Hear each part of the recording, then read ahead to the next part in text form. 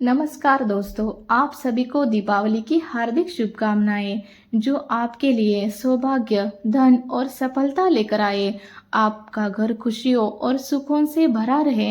इस विशेष दिन पर मैं प्रार्थना करती हूँ कि आपको अपने जीवन में सभी बाधाओं को दूर करने की शक्ति और साहस प्रदान करे। दीपावली की हार्दिक शुभकामनाएं। आज हम देखने वाले हैं धनतेरस की पूजा विधि, मुहूर्त, महत्व और उसकी पौराणिक कथा।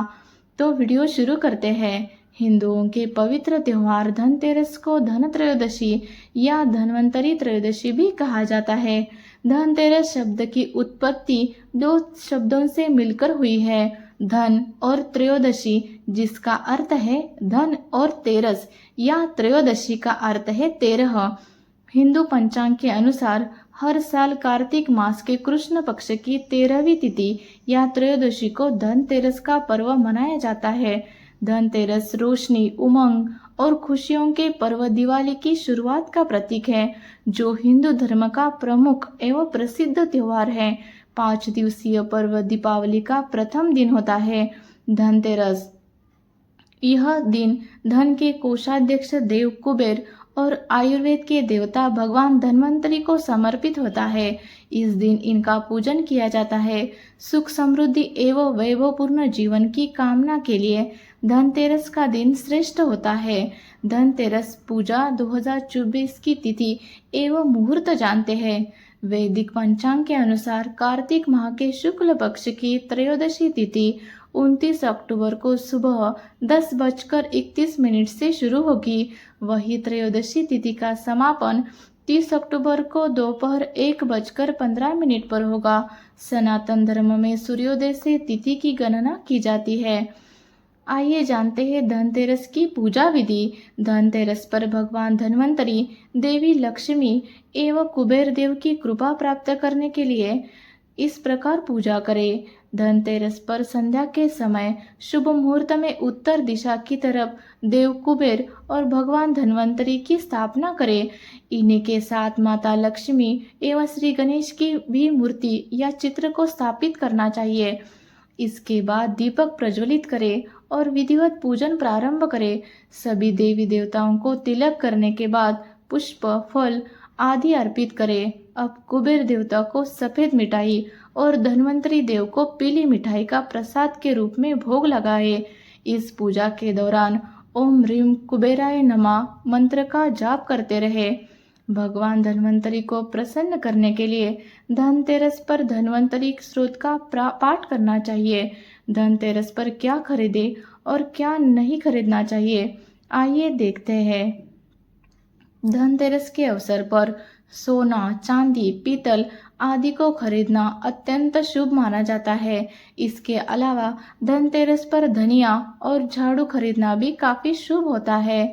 इस दिन काले या गहरे रंग की वस्तुएं, चीनी मिट्टी से बने बर्तन, कांच, एल्यूमिनियम और लोहे से बनी वस्तुओं को खरीदने से बचना चाहिए।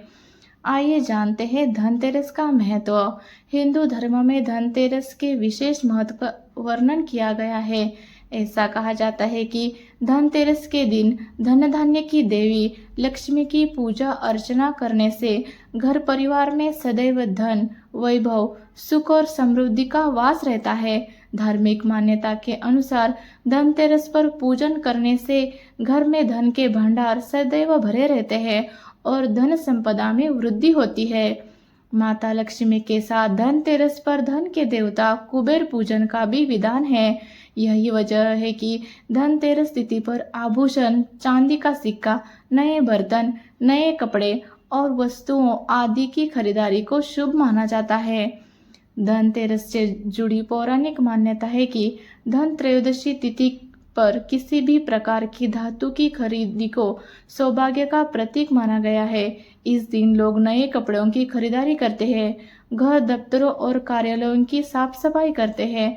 साथ ही रंग बिरंगी लालटेन, रंगोली, दिया और माता लक्ष्मी के पैरों के चिन्ह से घर को सजाते हैं। धनतेरस का महत्व क्या है? सनातन धर्म में कार्तिक माह की त्रयोदशी तिथि पर धनतेरस को मनाया जाता है। धनतेरस के विषय में ऐसा कहा जाता है कि इस दिन आयुर्वेदिक उपचार पद्धति के देवता भगवान धन्वंतरी समुद्र मंथन से अमृत कलश लेकर अवतरित हुए थे। यही वजह के है कि धनतेरस को धन्वंतरी जयंती के नाम से भी जाना जाता है। जब समुद्र मंथन से धन्वंतरी देव प्रकट हुए थे, उस समय उनके हाथ में अमृत से भरा कलश था, इसलिए धनतेरस के दिन बर्तन खरीदने की परंपरा है। पीतल को भगवान धन्वंतरी की धातु माना गया है और इसको खरीदने से घर परिवार को आरोग्यता और सौभाग्य की प्राप्ति होती है। इस पर्व से ही दीपावली का उत्सव का आरंभ होता है। धनतेरस पर तेरा का महत्व। धनत्रयोदशी या धनतेरस तिथि तेरा का विशेष महत्व होता है। ऐसा कहा जाता है कि इस दिन खरीदी गई प्रत्येक वस्तु से 13 गुना फल की प्राप्ति होती है। इस दिन किसी भी कार्य को 13 की संख्या में किया जाए तो उसके फल में 13 गुना वृद्धि होती है।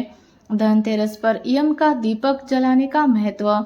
दीपावली से 2 दिन पहले धनतेरस तिथि पर दीप जलाने और पूजा पाठ करने की परंपरा है।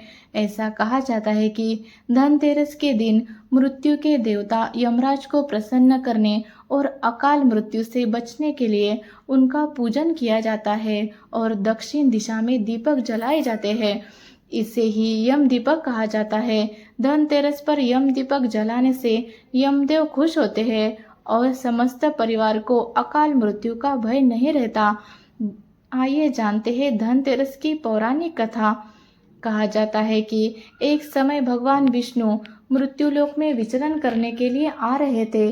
तब लक्ष्मी जी ने उनसे साथ चलने का आग्रह किया।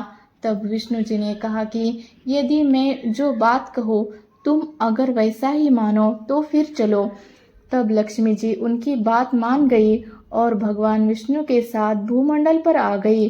कुछ देर बाद एक जगह पर पहुंचकर भगवान विष्णु ने लक्ष्मी जी से कहा कि जब तक मैं न आऊं तुम यहाँ ठहरो, मैं दक्षिण दिशा की ओर जा रहा हूँ, तुम उधर मत आना। विष्णु जी के जाने पर लक्ष्मी के मन में कौतूहल जागा कि आखिर दक्षिण दिशा में ऐसा क्या रहस्य है जो मुझे मना किया गया है और भगवान स्वयं चले गए हैं।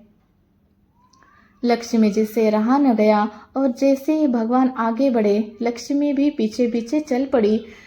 कुछ ही आगे जाने पर उन्हें सरसों का एक खेत दिखाई दिया जिसमें खूब फूल लगे थे।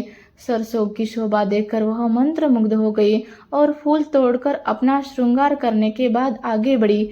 आगे जाके एक गन्ने के खेत से लक्ष्मी जी गन्ने तोड़कर रस चूसने लगी।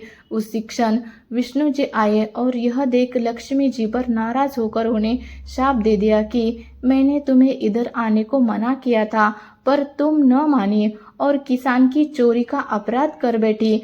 अब तुम इस अपराध के जुर्म में इस किसान की 12 वर्ष तक सेवा करो। और ऐसा कहकर भगवान उन्हें छोड़कर क्षीरसागर चले गए। तब लक्ष्मी जी उस गरीब किसान के घर रहने लगी। एक दिन लक्ष्मी जी ने उस किसान की पत्नी से कहा, तुम स्नान कर पहले मेरी बनाई गई इस देवी लक्ष्मी का पूजन करो, फिर रसोई बनाना, तब तुम जो मांगोगी मिलेगा। किसान की पत्नी ने ऐसा ही किया। पूजा के प्रभाव और लक्ष्मी की कृपा से किसान का घर दूसरे ही दिन से अन्न, धन, रत्न, स्वर्ण आदि से भर गया। लक्ष्मी ने किसान को धन धान्य से पूर्ण कर दिया। किसान के 12 वर्ष बड़े आनंद से कट गए। फिर 12 वर्ष के बाद लक्ष्मी जी जाने के लिए तैयार हुई। विष्णु जी लक्ष्मी जी को लेने आए तो किसान ने उन्हें भेजने से इनकार कर दिया। तब भगवान ने किसान से कहा कि इन्हें कौन जाने देता है, यह तो चंचला है, कहीं नहीं ठहरती, इनको बड़े बड़े नहीं रोक सके। इनको मेरा शाप था, इसलिए 12 वर्ष से तुम्हारी सेवा कर रही थी। तुम्हारी 12 वर्ष सेवा का समय पूरा हो चुका है। किसान हठपूर्वक बोला कि नहीं, अब मैं लक्ष्मी जी को नहीं जाने दूंगा। तब लक्ष्मी जी ने कहा कि हे किसान, तुम मुझे रोकना चाहते हो तो जो मैं कहूँ वैसा करो। कल तेरस है, तुम कल घर को लीप पोत कर स्वच्छ करना। रात्रि में घी का दीपक जलाकर रखना और सायंकाल में मेरा पूजन करना और एक तांबे के कलश में रुपए भरकर मेरे लिए रखना। मैं उस कलश में निवास करूंगी, किंतु पूजा के समय मैं तुम्हें दिखाई नहीं दूंगी। इस एक दिन की पूजा से वर्ष भर में मैं तुम्हारे घर से नहीं जाऊंगी। यह कहकर वह दीपकों के प्रकाश के साथ दसों दिशाओं में फैल गई। अगले ही दिन किसान ने लक्ष्मी की कथानुसार पूजन किया। उसका घर धन्य धान्य से पूर्ण हो गया। इसी वजह से हर वर्ष तेरस के दिन लक्ष्मी की पूजा होने लगी।